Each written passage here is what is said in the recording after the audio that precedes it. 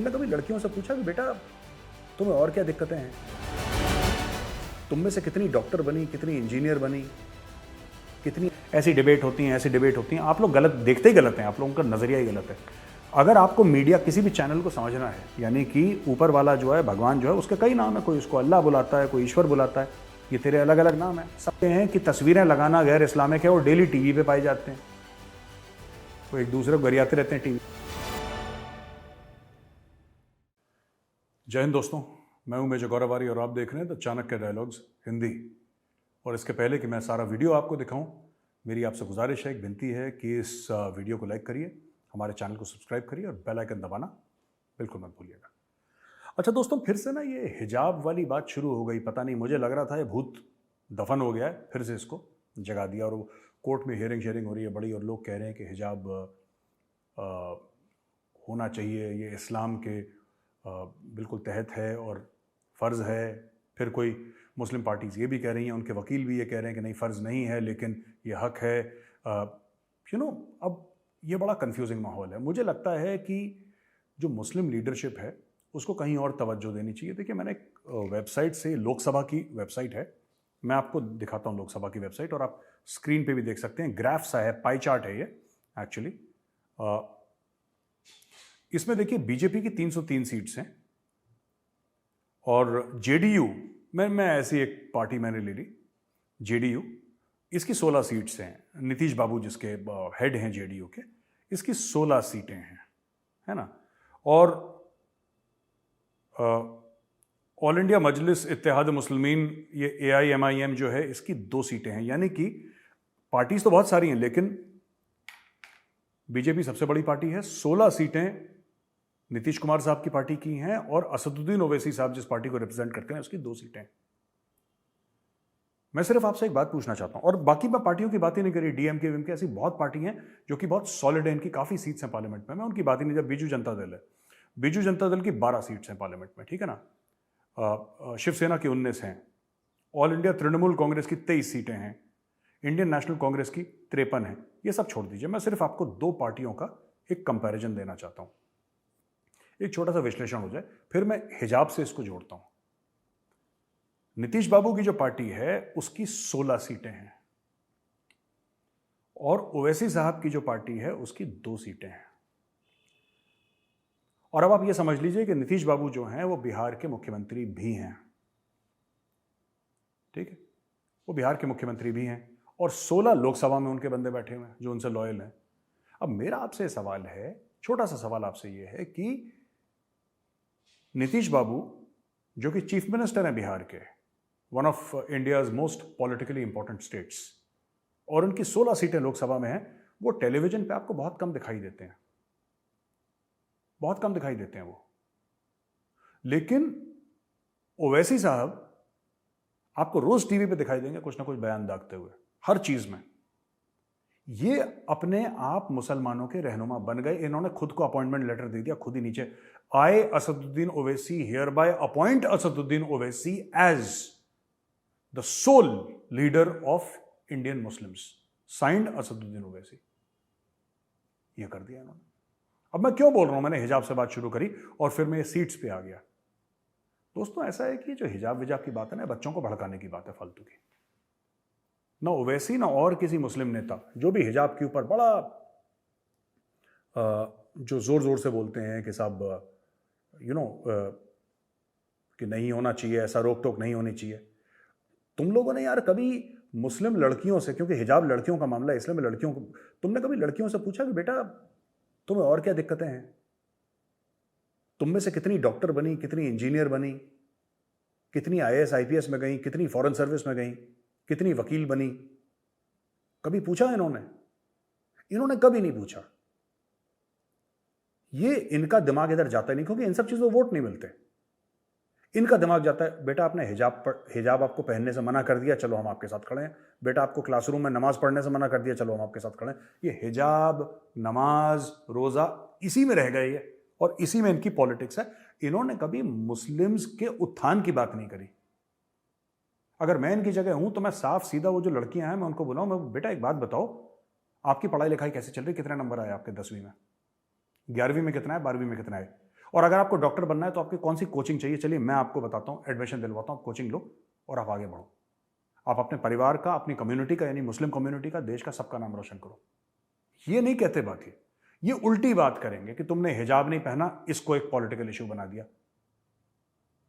अरे भाई, फिर ये कहते हैं, इनके जो वकील हैं, इनके पक्ष के, ये वकील कहते हैं, पक्ष के मुस्लिम पक्ष के जो वकील हैं, वो कहते हैं साहब जो भारत की जो इस वक्त प्रेसिडेंट हैं द्रौपदी मुर्मू जी, वो भी तो सर पे कपड़ा लेती हैं, तो फिर क्या? अरे यूनिफॉर्म की बात है। किसी ने मुस्लिम महिला को यह मना नहीं करा कि आप बुर्का पहनिए, हिजाब पहनिए, अबाया पहनिए, वो आपका पर्सनल मामला है भाई, उसमें सरकार थोड़ा ना कुछ कह रही है आपसे।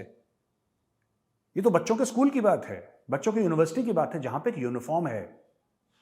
सिखों की पगड़ी से इसको मत जोड़िए, क्योंकि पगड़ी जो है वो हुक्म है, पगड़ी हुक्म है, हिजाब हुक्म नहीं है। कल कोई और पहनेगा, कल कोई तीसरा कुछ पहनेगा, चौथा कुछ पहनेगा। विजिबल सिंबल्स, या तो फिर फ्रांस की तरह मामला करिए। फ्रांस में बोला साहब जो क्रिश्चियन का क्रॉस है, जबकि वो ओवरवेलमिंगली क्रिश्चियन कंट्री है, उन्होंने मना कर दिया, ना क्रिश्चियन क्रॉस पहनेगा, ना कोई कुछ पहनेगा, ना कोई, कहानी खत्म, सबको अलग करो। उन्होंने काम, या तो आप फ्रांस जैसा मामला कर दीजिए। ऐसा नहीं हो सकता। फिर शरिया का हवाला, शरिया भी आपको लिमिटेड चाहिए यार, ये गलत है ना। आप जो मुस्लिम बच्चे हैं, होनहार बच्चे हैं, उनको फौज में जाना चाहिए, उनको आईएएस आईपीएस में जाना चाहिए, उनको बिजनेसमैन, उनको साइंटिस्ट बनना चाहिए, उनमें टैलेंट है। आपने बच्चों को गलत काम पे, मैं मुस्लिम लीडरशिप की बात कर रहा हूं, जो नेता हैं, मैं उनको दोषी मानता हूं। आपने बच्चों को कितने गलत काम पे लगा दिया। आपने बोला कि बेटा तुम्हें हिजाब नहीं पहनने दिया, इसका मतलब ये, इसका, अरे उसको डॉक्टर बनाओ ना उस लड़की को, या वो जो भी करना चाहती है, फैशन डिजाइनिंग करना चाहती है, कुछ भी करना चाहती है, XYZ, जो भी उस बच्चे का मन है, उस बच्चे को उस काम पे लगाओ। आपने हिजाब के काम पे लगा दिया उसको, जो कि रिक्वायर्ड है ही नहीं, इट्स नॉट रिक्वायर्ड।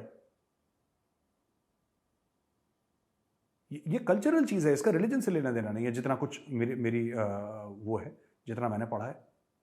बिल्कुल गलत डायरेक्शन में बच्चों को इस्लाम के नाम पे बरगलाया जा रहा है बच्चों को। आप इनको वोकेशनल ट्रेनिंग दीजिए, आप इनकी जिंदगी, इनका मुस्तकबिल जो है, इनका फ्यूचर अच्छा बनाइए। वो कोई पूछता नहीं, वो ओवैसी साहब के मुंह से आज तक मैंने नहीं सुना हमारी बेटियां हिजाब क्यों नहीं पहन सकती। कभी ये पूछा है कि हमारी बेटी डॉक्टर क्यों नहीं बन सकती, जबकि उस लड़की में, मुस्लिम लड़की में दुनिया भर का टैलेंट होगा, दुनिया भर का दिमाग होगा, मेहनती होगी लड़की। उस बच्ची को बोलो ना डॉक्टर बने। आप उसको प्रोत्साहन नहीं दोगे, क्योंकि आपने उसको बोल दिया कि तुम्हारी जिंदगी का टारगेट ही हिजाब पहनना है बेटा। अगर तुमने हिजाब पहन लिया तो सब ठीक हो जाएगा, फिर तुम डॉक्टर भी बन जाओगी, इंजीनियर भी बन जाओगी, और तुम रॉकेट साइंटिस्ट भी बन जाओगे, बस तुम हिजाब पहन लो एक बार। अब बच्चे को आप मिसगाइड करेंगे तो ऐसे ही होगा ना। खैर, मीडिया ने भी ओवैसी जैसे नेताओं को बड़े उछाल उछाल के, इसमें गलती मीडिया की है। और मैं एक और चीज बता दूं मीडिया के बारे में, जो थोड़ी बहुत मेरी समझ है ना। आप जब मीडिया को देखते हैं, आप कहते हैं साहब इसमें ऐसी डिबेट होती है, ऐसी डिबेट होती है, आप लोग गलत देखते ही गलत हैं, आप लोगों का नजरिया ही गलत है। अगर आपको मीडिया, किसी भी चैनल को समझना है, तो आप उसके प्रोग्राम मत देखिए, आप देखिए किस प्रकार की एड चलती हैं। प्रोग्राम्स के बीच में ऐड होती है ना, बीच बीच में एड्स आती हैं, कमर्शियल्स आती हैं। आप कमर्शियल देखिए, आपको पता लग जाएगा कि इसका रुझान किस तरफ है, कहां जा रहा है। Watch the ads. प्रोग्राम तो ठीक है, जो प्रोग्राम में बोलते हैं वो तो बोलते ही हैं। मेरा कहने का मतलब है कि हमारे करोड़ों मुसलमान भाई बहन हैं इस देश में, जो आप देखिए ऑल इंडिया मजलिस इत्तेहादुल मुस्लिम, ये तो नाम ही इतना लंबा है इसका कि मैं कभी ठीक से बोल ही नहीं पाता। आप पार्टी फॉर द, क्योंकि आपने मुस्लिमीन लगाया पार्टी में, तो you are a party of Muslims, क्योंकि आप कहते हैं, और अच्छी बात है, आप मुसलमानों की पार्टी हैं, वेरी गुड। आप उनको ठीक रास्ता तो दिखाइए, आप गलत रास्ता दिखाते हैं और फिर भी हार जाते हैं। देखिए इतने सालों से गलत रास्ता दिखा रहे हैं, इनको लगता है कि गलत रास्ता दिखा के ये फिर हार जाते हैं चुनाव। ये मेरी सबसे बड़ी कंप्लेंट है ओवैसी साहब से। हारो तो मत भगवान के लिए, जीतो तो। गलत रास्ता दिखा रहे हो, बरगला रहे हो, झूठ बोल रहे हो, तो कुछ फायदा तो होना चाहिए। ईमान भी खराब कर रहे हो, हार भी रहे हो यार, ये कैसी बात है। You are leading them on the wrong path और towards the wrong path, and then you are losing elections. खैर, मैं आपको ले जाता हूं साहब साउथ से। ये कर्नाटका में मामला हुआ था, फिर हमने हैदराबाद की बात करी, ओवैसी साहब हैदराबाद के हैं। अब मैं ले जाता हूं कश्मीर में। कश्मीर में खोल दिया मल्टीप्लेक्स। वो बोला कि साहब लाल सिंह चड्ढा भी चलेगी और वहां पे और भी मूवीज चलेगी। ये क्यों एक खबर बन गई है? कश्मीर में सिनेमा हॉल हुआ करते थे एक जमाने में, जब टेररिस्ट आए तो हुर्रियत ने, टेररिस्ट ने मिलकर बोला कि सब बंद करो, ये गैर इस्लामी है, तस्वीरें निकालना गैर इस्लामी है, पिक्चर्स गैर इस्लामी है, ये गाना बजाना गैर इस्लामी है, ये सब कुछ गैर इस्लामी है, उसको निकालो, कोने में डालो। तो इन्होंने सिनेमा हॉल बंद कर दिए। अच्छा, कश्मीरी सारे के सारे जम्मू में जाके देखते हैं, जम्मू में जाके फिल्में देखेंगे बहुत कश्मीरी, दिल्ली में आके देखेंगे, बॉम्बे में आके देखेंगे, लेकिन कश्मीर में देख नहीं सकते क्योंकि वहां पे फिर एक तो हॉल नहीं है, दूसरी चीज अगर किसी ने देख भी ली तो फिर वो लोग जजमेंटल हो जाते हैं वहां पे, क्योंकि आपने लोगों की ट्रेनिंग ऐसी कर दी, आपने लोगों को बिल्कुल एक तरफ लगा दिया, उनको गलत आइडियोलॉजी दे दी। तो मुझे लगता है कि नॉर्मलाइजेशन ऑफ कश्मीर अब बहुत तेजी पकड़ रहा है। नॉर्मलाइजेशन, एक कन्फ्लिक्ट जोन तो है ही वो, उसको नॉर्मलाइज करने के लिए अब लोग जाएंगे, बीवी बच्चों के साथ, माँ बाप के साथ फिल्में देखेंगे, वहां पे एंजॉय करेंगे थोड़ा सा, तो दिमाग थोड़ा सा ठंडा होगा। भी एंजॉयमेंट का कोई साधन ही नहीं है कश्मीर में। अरे डल लेक पे, शिकारा पे कितना चप्पू चला लोगे यार, तुम कितना चप्पू चला लोगे, कितना पहाड़ के ऊपर नीचे कर लोगे। वो तो आपको और हमें कश्मीर अच्छा लगता है क्योंकि हम दिल्ली के पोल्यूशन से जाते हैं, कश्मीर हम कहते हैं जन्नत है। जो वहां पे डेली रहता है उससे पूछो, उसके लिए तो वो तो चप्पू चलाएगा फिर डल लेक पे, और है नहीं उसके पास कुछ करने को, या शॉपिंग कर लेगा थोड़ी बहुत। He does not have any, वो तफरी का कोई वहां पे जरिया है नहीं। तो मुझे लगता है ये हर जगह मल्टीप्लेक्सेस खुलने चाहिए, क्लब्स खुलने चाहिए कि लोग जाएं वहाँ पे। क्लब्स यानी कि स्पोर्ट्स क्लब्स हैं, उनको आप बढ़ावा दें, वहाँ पे लोग क्रिकेट खेलें, अपना हॉकी खेलें, जो भी गेम उनको खेलना है खेलें।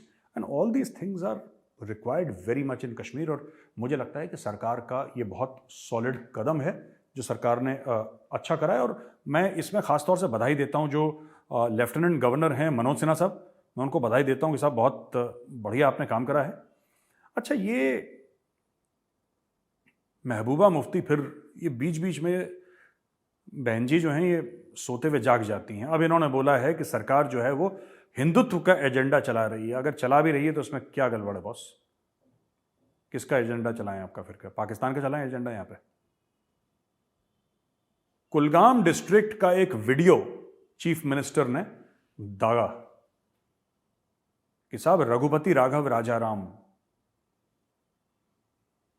ये महात्मा गांधी का एक भजन था जो महात्मा गांधी गाया करते थे। ये कुलगाम के डिस्ट्रिक्ट में मुझे तो ब्लॉक कर रखा है, ये देखिए साहब, मुझे तो महबूबा मुफ्ती ने ब्लॉक कर रखा है। तो जो एडिटर है हमारे, मैं उनसे रिक्वेस्ट करूंगा कि ये जरा दिखाइए वीडियो रघुपति राघव राजाराम का, जो which she has probably tweeted. Raghupati Raghav Rajaram पतित पावन सीताराम, सीताराम सीताराम पतित पावन सीताराम। ईश्वर अल्लाह तेरा नाम सबको समन कीजिए भगवान। ईश्वर अल्लाह तेरा नाम सबको समन कीजिए भगवान। रघुपति राघव राजाराम पतित पावन सीताराम, सीताराम। तो दोस्तों ऐसा है कि फिर इन्होंने बोला है इसमें कि gelling religious scholars, shutting down Jama Masjid and directing school kids here to sing Hindu hymns exposes the real Hindutva agenda of Government of India and UAPA. It is the cost that we are paying for this so-called Badalta JNK. अच्छा, एक तो पता नहीं madam पढ़ी लिखी हैं कि नहीं है।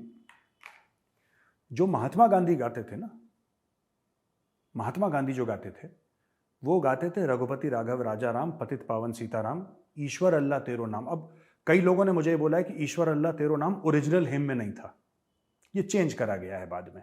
कुछ लोगों का, मुझे नहीं पता कि ओरिजिनल क्या था, बट हमने भी स्कूल में यही गाया था जब भी हमसे बोला था गाने के लिए।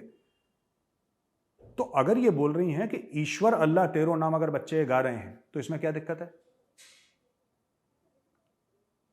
यानी कि ऊपर वाला जो है, भगवान जो है, उसके कई नाम है, कोई उसको अल्लाह बुलाता है, कोई ईश्वर बुलाता है, ये तेरे अलग अलग नाम है, सबको सम्मति दे भगवान, भगवान ऊपर वाला सबको सम्मति दे। इसमें क्या है? इसमें क्या गलत बोल दिया? नहीं, ये चाहती हैं मैडम महबूबा मुफ्ती जी कि बच्चों को जिहाद, इन्होंने तो यही कराया ना हिजबुल मुजाहिदीन के थ्रू, जमात इस्लामी के थ्रू कश्मीर के बच्चों को जिहाद के बारे में स्टोरी सुनाई। जिहाद फी सबीलिल्लाह, बेटा तुम जाओ, और ये इन्होंने तभी तो सबका दिमाग खराब कर रखा है वहां पे पॉलिटिकल पार्टीज ने। जितना हुर्रियत ने डैमेज नहीं करा, मैं आपको बताता हूं, उतना इस पार्टी ने, ये जो इसकी पार्टी है पीडीपी, उसने डैमेज कर रखा है। नेशनल कॉन्फ्रेंस ने भी इतना डैमेज नहीं करा। वो नेशनल कॉन्फ्रेंस तो वो कभी ऐसे कभी वैसे, ठीक है ना, कभी स्पिन कभी रिवर्स स्पिन, वो लोग उस टाइप के लोग हैं। शी इज प्योर पॉइजन, मैं तो खुल के बोलता हूं, शी इज प्योर पॉइजन। इस लेडी ने इतना मिसलीड करा है जेएनके के यूथ को कि एक भजन गा दिया तो इस्लाम खतरे में आ गया। अच्छा, महबूबा मुफ्ती के हिसाब से हर हफ्ते इस्लाम खतरे में आ जाता है,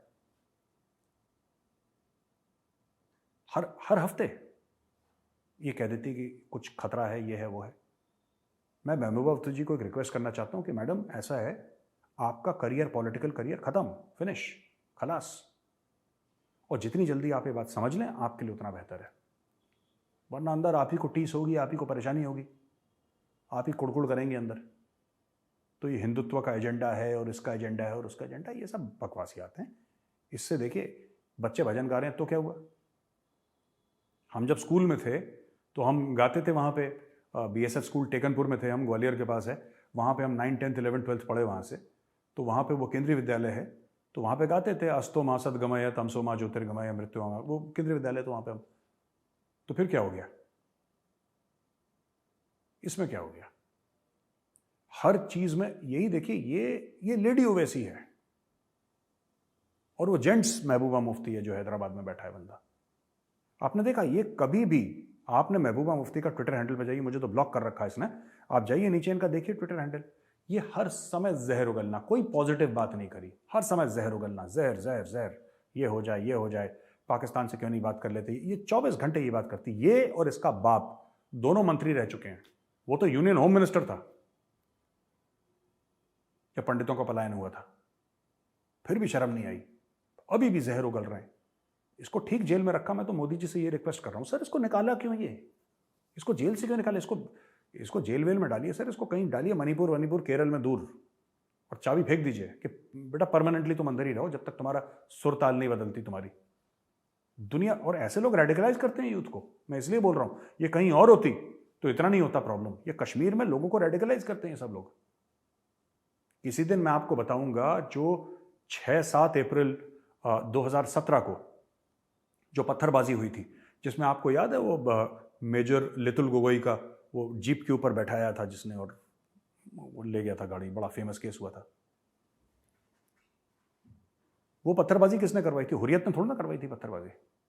मैं ये नहीं कह रहा इसने करवाई थी, नहीं, I am not saying that, पर मैं आपको बताऊंगा किसी दिन वो पत्थरबाजी किसने करवाई, किस पॉलिटिकल पार्टी ने पत्थरबाजी करवाई, या वो पॉलिटिकल पार्टी थी भी कि नहीं थी, क्या था वो, मैं आपको किसी दिन और बताऊंगा। But that was not the Hurriyat.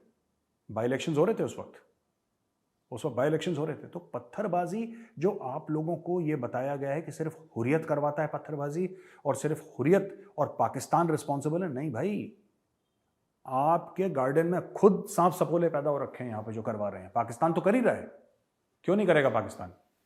Pakistan कर रहा है, हुर्रियत ने भी करवाया, सब कुछ करवाया, लेकिन टेररिज्म के बेनिफिशियरी ये लोग भी बहुत हैं। मैं ये नहीं कह रहा कि इन्होंने टेररिज्म को पनाह दे दी या कुछ कर दिया है, ऐसा मैं वो नहीं कह रहा, लेकिन इन्होंने जो माहौल बनाया उससे टेररिज्म बहुत बेनिफिट हुआ है। एक स्टोरी ऑफ एलिनेशन जेएनके में, कि तुम अलग हो बिल्कुल हिंदुस्तान से, 370-35 से तुम बिल्कुल अलग हो, तुम्हारा हिंदुस्तान से कोई लेना देना नहीं है, तुम्हारा वजूद अलग है, तुम्हारी आइडेंटिटी अलग है, तुम हो ही अलग लोग। इन्होंने ये कहानी, क्योंकि जब तक अलग रहते तब तक इनका राज रहता, अब इनका राज खत्म हो गया। तो ये टीस है, ये दर्द है।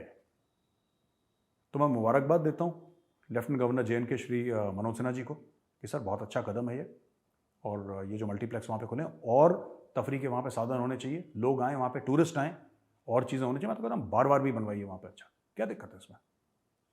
Nothing wrong. जिसको नहीं पीना है, जिसकी धार्मिक भावनाओं को ठेस पहुँचता है, वो ना जाए वहाँ पे, जिसको करना है वो जाए वहाँ पे। जो भी लीगल है भारत में, वो लीगल जम्मू और कश्मीर में भी होना चाहिए। ये रिलीजन के नाम के चलते ना बहुत लोगों ने फायदा उठाया, और ये बैन करो, ये बैन करो, और जो कहते हैं कि तस्वीरें लगाना गैर इस्लामिक है, वो डेली टीवी पे पाए जाते हैं, वो एक दूसरे को गरियाते रहते हैं टीवी पे, और कहते हैं कि भाई ये टीवी पे आना या चित्र निकालना, पिक्चर निकालना गैर इस्लामिक है।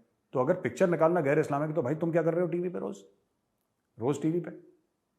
अगर दूसरे मुसलमान के लिए गैर इस्लामिक है, तुम्हारे लिए भी गैर इस्लामिक है, फिर तुम क्यों आ रहे हो टीवी पे? तो ये सब चीजें सोचने वाली हैं। अब दोस्तों, जब तक हम पाकिस्तान की आरती ना उतारें तो कोई वीडियो तो हमारा कंप्लीट होता नहीं। तो एंड में मैं पाकिस्तान से खत्म करूंगा। अच्छा, ये जो पाकिस्तान के प्राइम मिनिस्टर हैं शहबाज शरीफ, ये चले गए UNGA और जनरल असेंबली की जो मीटिंग होती है यूनाइटेड नेशंस में, वहाँ पे चले गए। वहाँ पे ये मिले इमैनुअल मैक्रोन से, जो फ्रांस के प्रेसिडेंट हैं। और एज यूजुअल इन्होंने गाना गाया शहबाज शरीफ ने मैक्रोन के सामने कि जनाब अली, पूरा मुल्क डूब गया है तो कुछ खजूर का व्यवस्था की जाए। तो उन्होंने बोला हाँ ठीक है, हम खजूर की व्यवस्था करते हैं, हमारे पास खजूर ही खजूर है, क्या दिक्कत है? तो इन लोगों ने बोला कि अगर फ्रांस के साथ मिलकर रिकंस्ट्रक्शन ऑफ पाकिस्तान का एक प्लान बनाया जाएगा। अच्छी बात है। जो आम आदमी है पाकिस्तानी, मैं उसके खिलाफ नहीं हूं, ठीक है? वो विक्टिम है और मुझे उसके खिलाफ कुछ नहीं बोलना। लेकिन मैं आपको एक चीज बताता हूं, ये फ्रॉड देखिए कितना बड़ा पाकिस्तानी कर रहे हैं। यही फ्रांस था जिसके लिए सर तन से जुदा बात चल रही थी। जब वो गुस्ताखाना खाके जो थे प्रॉफेट मोहम्मद के बारे में, वो फ्रांस ने जब सपोर्ट करा था कि यहाँ से एम्बेसडर निकाल दो, था ही नहीं एम्बेसडर, उसी को नॉन एग्जिस्टेंट एम्बेसडर को निकाल दो, फ्रांस से सब कुछ ताल्लुकात तोड़ दो, और मतलब फ्रांस के साथ कुछ नहीं होना चाहिए। लाहौर में बसें जल रही हैं, आग लग रही है, तहरीक लबैक, आपने देखा होगा वो पुराने इमेजेस अगर मिलते हैं तो मैं दिखाने की कोशिश करता हूं आपको।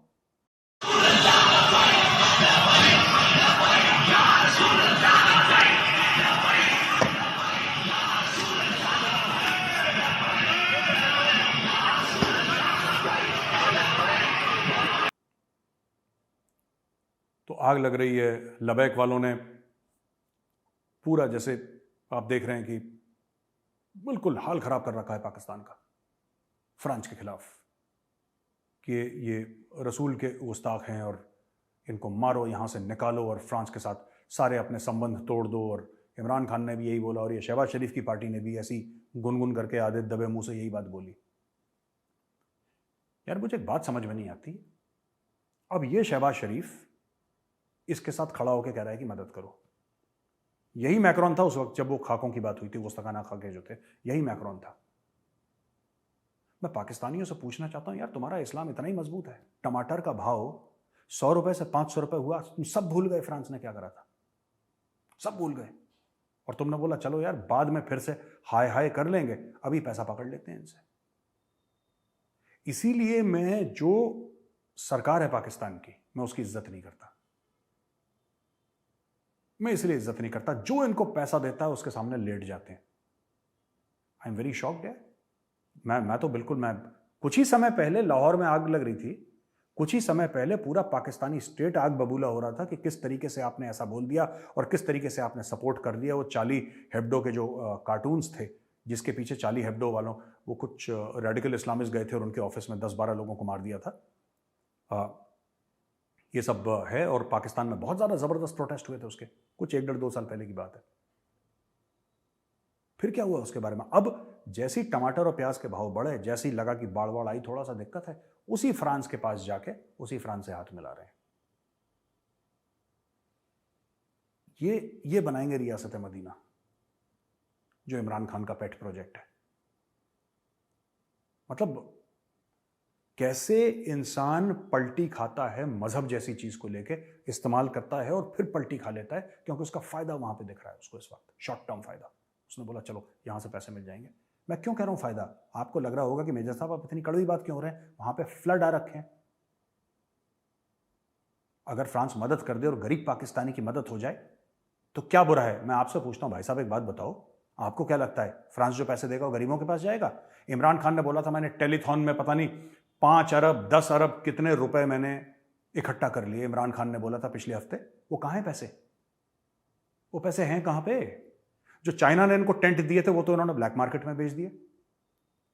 पिछली बार जब भूकंप आया था पाकिस्तान में, अर्थक्वेक आया था, उसके पैसे कहां गए? इनसे पूछिए ना जरा। तो आपको क्या लग रहा है कि जो मैक्रोन से पैसे आएंगे, क्या ये पाकिस्तान के गरीब आवाम जो भूख से वो बच्चा बिलख रहा है, जिसके माँ बाप को तेज बुखार है, छोटे बच्चे को ये नहीं पता मैं कहां ले जाऊं माँ बाप को, जो खड़ा है वहां पे इतने छाती तक पानी में, उसके पास कुछ जाएगा? ये खुद खा जाएंगे पैसे, मैं बता रहा हूं आपको। ये लोग पैसे खुद खा जाएंगे, ये इनका रिकॉर्ड है। और अगर मैं झूठ बात बोल रहा हूं तो मैं चाहता हूं कि मेरे पाकिस्तानी भाई बहन आए कमेंट्स में बोलें कि मेजर तुम झूठ बोल रहे हो और इतने पैसे इमरान खान ने पहुंचाए हैं। वो उससे पूछो हैं कहां वो पैसे? 5 अरब, 10 अरब, 12 अरब, 15, पता नहीं कौन कौन सी स्टोरी उसने सुनाई। इतने रुपए हैं, not dollars, rupees, Pakistani rupees. वो किस तरीके से बांटे? क्या प्लान है उनका? कब बांटने का इरादा है? क्या तब बांटोगे जब फ्लड बिल्कुल खत्म हो जाएगा? कहां है पाकिस्तान तहरीक इंसाफ के वर्कर? क्यों नहीं जाते ये गांव गांव में, शहर शहर में? क्यों नहीं जाते? क्यों नहीं काम कर रहे? ये तो ये नाचने में लगे हैं, ये इनके जलसे ही खत्म नहीं हो रहे।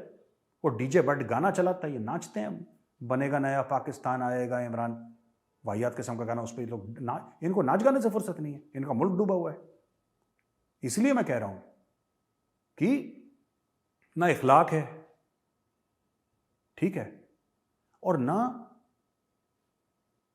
खुद की मुल्क की इज्जत का जिसके खिलाफ ये लोग बसें जला रहे थे, बिल्डिंगों में आग लगाई थी, इन्होंने हल्ला कर दिया था पाकिस्तानियों ने कि अब तो बस खाई जाएंगे बस फ्रांस को, बस या बम ही मार देंगे, न्यूक्लियर बम उसके ऊपर।